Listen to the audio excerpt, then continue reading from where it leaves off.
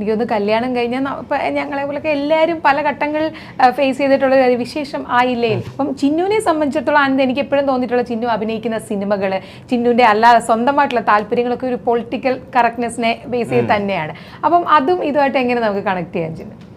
എനിക്ക് തോന്നുന്നു പൊളിറ്റിക്കൽ കറക്റ്റ്നെസ്സിനെ കാട്ടിലും വിശേഷം എന്ന് പറയുന്ന സിനിമ ചർച്ച ചെയ്യുന്നത് രണ്ട് സാധാരണ ആൾക്കാരുടെ ജീവിതത്തെക്കുറിച്ചാണ്, പ്രണയത്തെക്കുറിച്ചാണ്, അവരുടെ സ്വകാര്യതയെക്കുറിച്ചാണ്.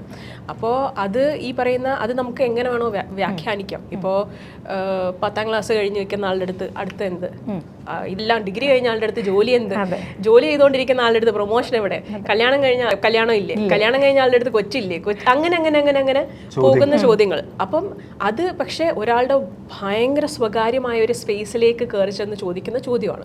അപ്പം അങ്ങനത്തെ കുറച്ച് ചോദ്യങ്ങളും, എന്നാൽ ആ ചോദ്യങ്ങളെ എങ്ങനെ ഈ ക്യാരക്ടേഴ്സിനെ ബാധിക്കുന്നു എന്ന് അവരുടെ പെർസ്പെക്റ്റീവിലൂടെ മാത്രം പറയുന്നൊരു സിനിമയാണ്. അതുകൊണ്ട് തന്നെ ഇത് ഒരുപാട് പേർക്ക് ഇത് എൻ്റെ സിനിമയാണ് എന്ന് വിശ്വസിക്കാൻ, അല്ലെങ്കിൽ എനിക്കറിയാവുന്ന ആൾക്കാരുടെ സിനിമയാണെന്ന് കാണുമ്പം 100% തോന്നുന്ന ഒരു സിനിമയാണ്.